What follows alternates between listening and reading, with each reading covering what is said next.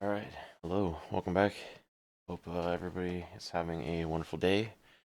Today, let's talk briefly about this because while this story is, the outcome is kind of obvious and predictable, it's become clear to me that even people who become more aware of these kinds of dealings as they come to the forefront, like for example through this story, and the already ongoing discussion that's been going on around verification badges and paying for them, etc., right? I just want to point out one thing is that everybody is willing to have this discussion, or not, maybe not everybody, but from my point of view, a lot of people are willing to have this discussion about $8 or $20, whatever it is, for the verified badge, right? And then people have valid arguments about how this can lead to confusing or misleading things, misinformation, by posing as a credible source, right? Even if you call it's a parody account, it's like for comedy, and you're saying it's a parody account, but people still take these posts or reports as if they're legitimate, and that's definitely because of the check mark. So if you read this, it's about a 19-year-old kid who's a computer science student um in college, and spent $8 to parody this ESPN reporter and break some stories that, like, quote, big if true, right? But they're all made up. It's just to see how far he could take it and push the system. So where I come in, my commentary is this check mark that you can just buy for $8, that people are easily capable of seeing how, like, it's not credible in any shape or form.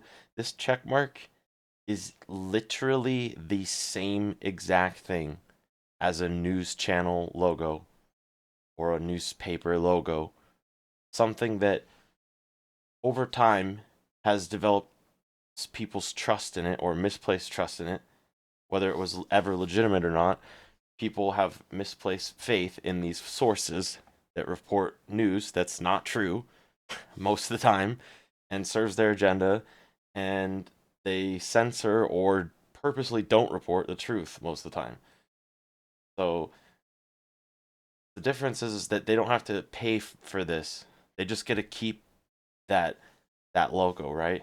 But they've proven time and time again that they can't be trusted over the past few years, especially.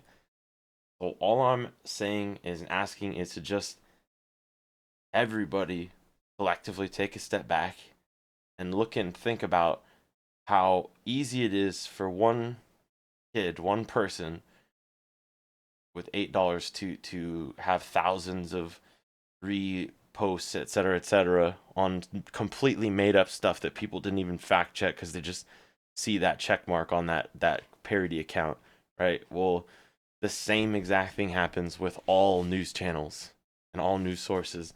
Like if it's something like the Epoch Times, are gonna say it, or where it's they are basing everything they do based off of fact-based objective reporting, then if it diverges from that and you see any difference in that, it's very obvious because you're like, well, I know the truth, I have all the facts.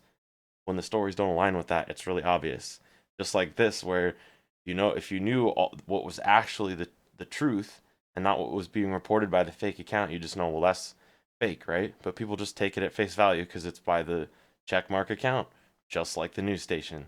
That's all I'm saying is it's the same thing.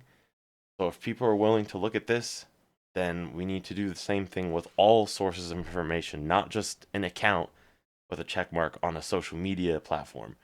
All sources of information have the same issue where credibility can either be bought or earned by nefarious means or just monetary means. So we have to keep that in check. Period. Hope you have a wonderful day. I'll see you next time. Take care of yourselves. Much love, everybody.